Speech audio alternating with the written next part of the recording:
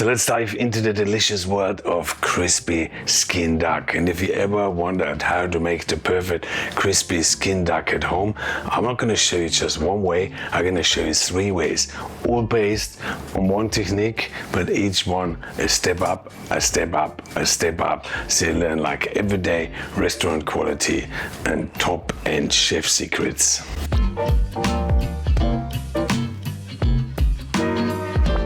I mean, how much more exciting can it get? It can actually, because by the end of the video, I will also show you how to choose the perfect wine for duck. So off we go. So first things first, let's talk about the duck. So I'm not going to go into breeds today, but when you buy duck, you need to realize that as smaller the duck, as more bone and as more skin it has. So a bigger duck is better because with a bigger duck, you get more meat for your money. Step 2, the seasoning. I mean, you could obviously go Asian, you could go traditional. I'm gonna put you lots and lots of stuff in the link below. So the seasoning of the duck can only come through 2 ways. One is the inside, the other one is through the skin. But just by putting salt and spices onto the top of the duck, that's not gonna penetrate that collagen and that fat.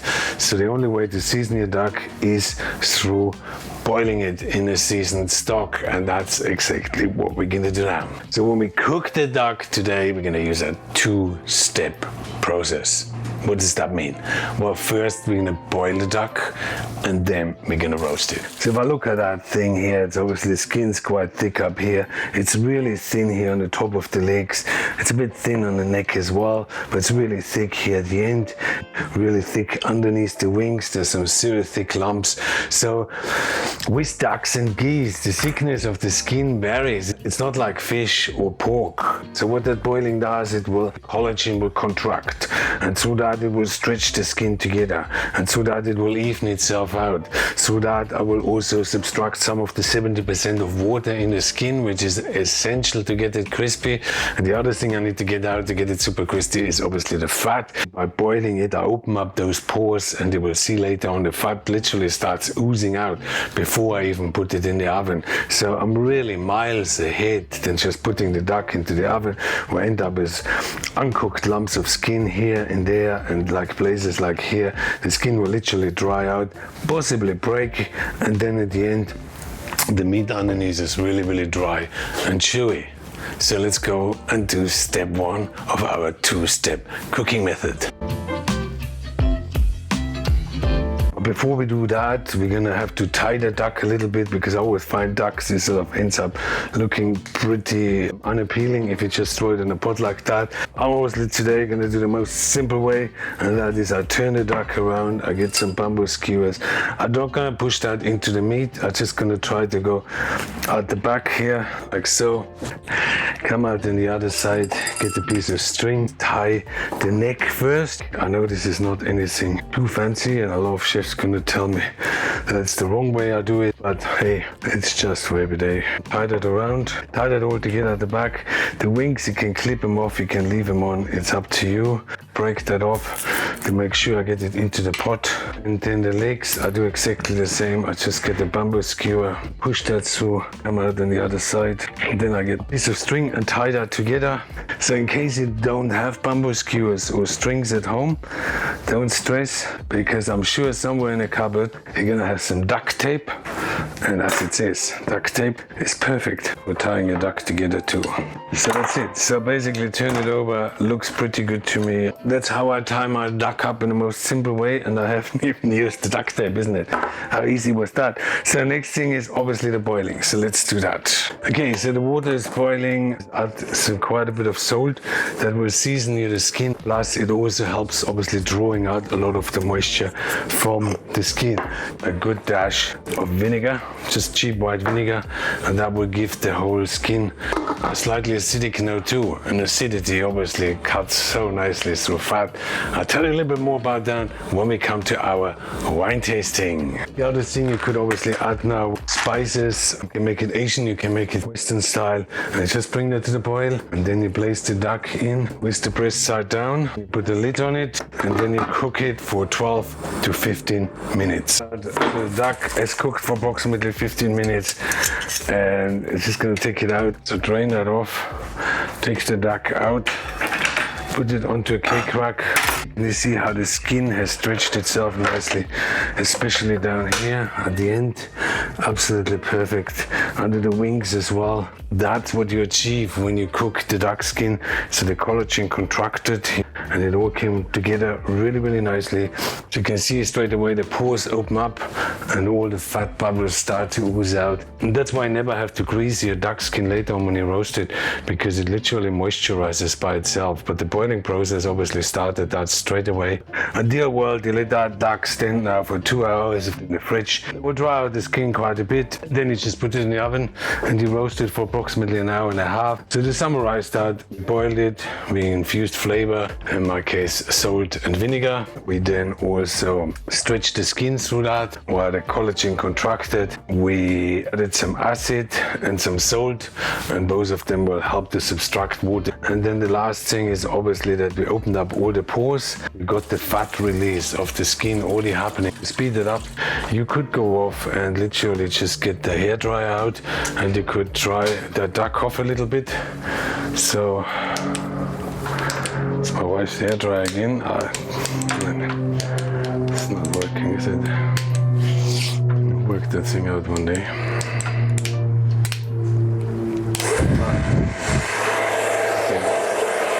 And that obviously helps quite a bit. You just plan a little bit.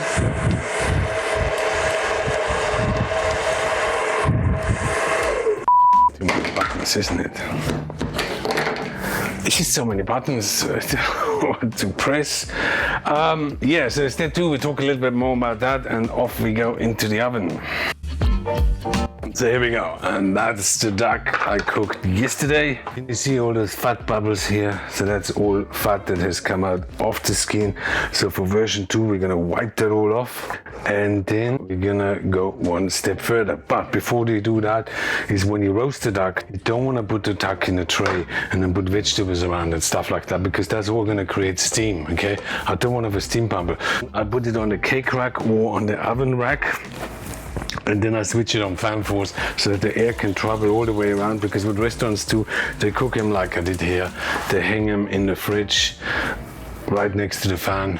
It dries the skin out. And then Asian restaurants, you know, you go there and you see this amazing color they have. They're really bright orange and shiny, and that is because they dip them into glucose syrup, and they often mix food color in it as well. So we're gonna do that with our duck here today. So wipe off all that fat. You need to do that on the other side as well. And then you get some glucose, you heat it up so that it's nice and spreadable. There I could put now some orange food color. Look at that. Oh. And then we're just gonna brush the glucose over. So can you see how that all works? Do it from the back here. It's like a fake tan, isn't it? You know, when some people, they do that fake tan, and then they look more like tandoori chicken. They shouldn't call it fake tan, they should call it tandoori chicken tan. It's a bit the same thing here. So look at that, doesn't look that amazing. And then you put that into the oven and it will brown up perfectly, and the sugar obviously will caramelize over it. You don't have to do that. You could just take the duck and put it in the oven. It will have a much better result because you have dried out the skin much longer, and the skin will have a nicer color.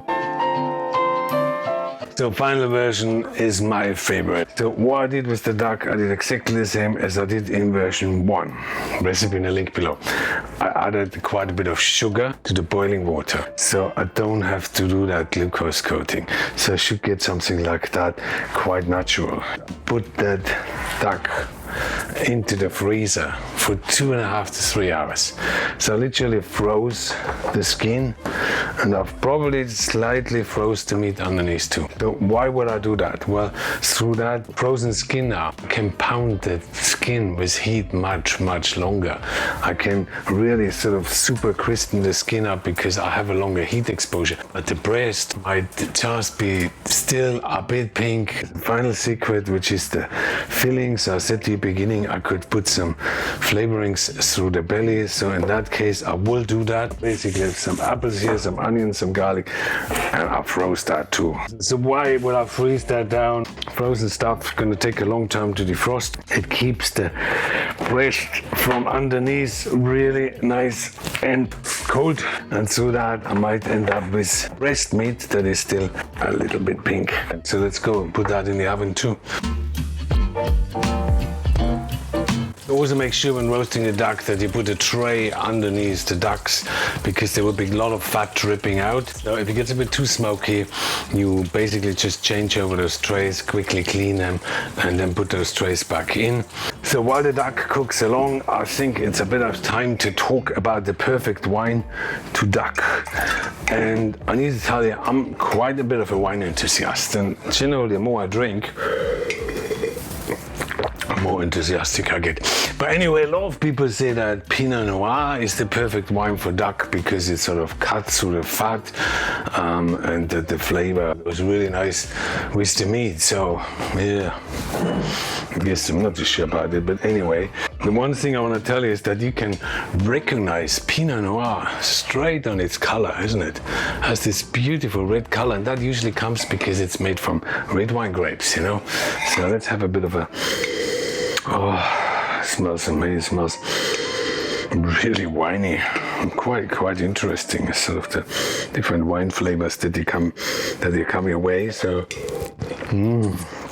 oh, quite nice. So what does it say here? Elegant dry wine. What?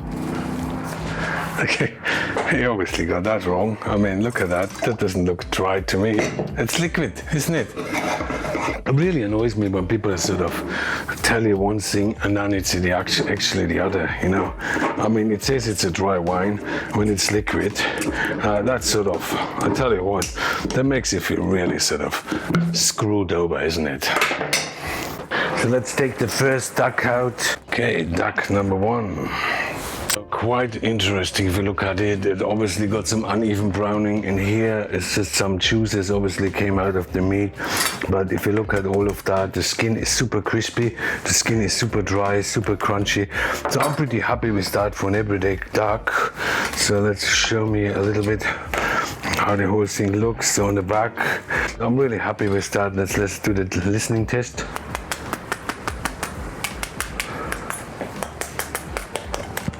It's all crunchy. Perfect. So next thing is take out those bamboo skewers, remove the strings. If you want to learn how to fillet the duck, it's the same way as a chicken. Best part is obviously the neck. You just crunch the skin. Can you hear? So good. So to cut it all up, you can learn that in my video about chicken. What I'm really after is just to show you how perfectly cooked is our leg, and then the breast. And the meat is still nice and juicy. So here we go. That's our second duck, the glucose coated duck.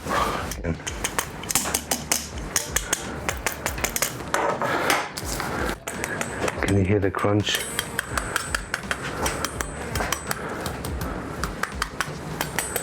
So it's quite crunchy. And you can also see it's gone brown all the way around. So it's completely brown as well on the other side. It's definitely a step up from duck number one. And it's probably the one which has the most good looking skin. So if you go for looks, number two is the one you have to go for. Okay, duck number three. Look at that. Oh, quite stunning. So it obviously got its amazing color from the sugar. So it's very much like duck number two, but obviously much more gentle, much more fine. Crunch test.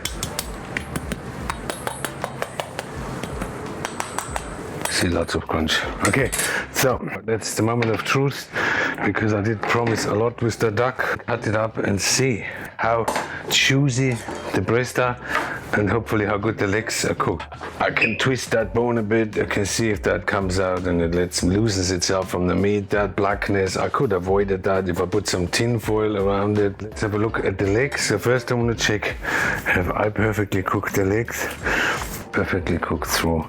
If there would be a bit red or so, just get the pan, heat the pan, put the leg in and roast it for another 15 or 20 minutes.